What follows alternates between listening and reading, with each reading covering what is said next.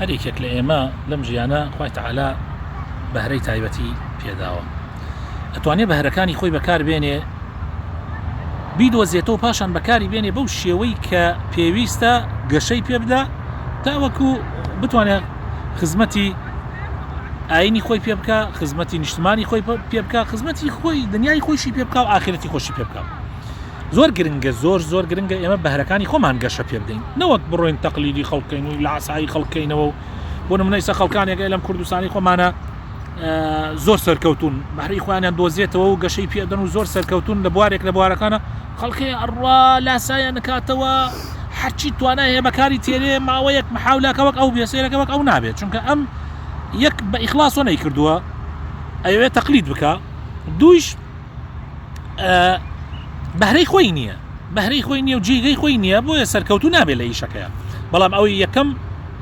مەبەستی ڕلاسایکردنەوە نەبووە، مەبەستی ئیخلاس بووە، پاشان بەهرەی خۆشی دۆزێتەوە و گەشەی پێدا. لە زمانی خۆیان ئیمامی مالک بە ڕەحمەت بێ سەرمەزهبی مالکی ئیمامی مالکی کوڕی ئەنەس کتێبی ئەلمەوتەئی دانا. ئەلمەوتە کتێبێکی زۆر مەشهورە، طبعاً زۆر انتشاری کرد، بەربڵاو بوویەوە، یعنی وەکو کتێبەکەی زۆر لە کاتی خۆیان زۆر بەسوود بووە و خەڵکی زۆر ئیسفادەیان لێ کردووە، طلابی علم لە هەموو شوێنێک ئیسفادەیان لێ کردووە، تەنانەت خەلیفەی ئەو کاتەش دەستخۆشی لێ کردووە و خەڵاتی کردووە لەسەر ئەو کارە پیرۆزەی. بەڵام خەڵکانێکی تر هەبوون کاتی ئەیان بینی کە ئەوە انتشاری کردووە و ناوبانگی دەرکردووە و خەلیفە پێی خۆشە و شتەکەی دەستخۆشی لێ کردووە، ئەوڵیاندا ئەوانیش وەکو ئیمامی مالک بکەن بڕۆن مەوتە دانن. بەڵام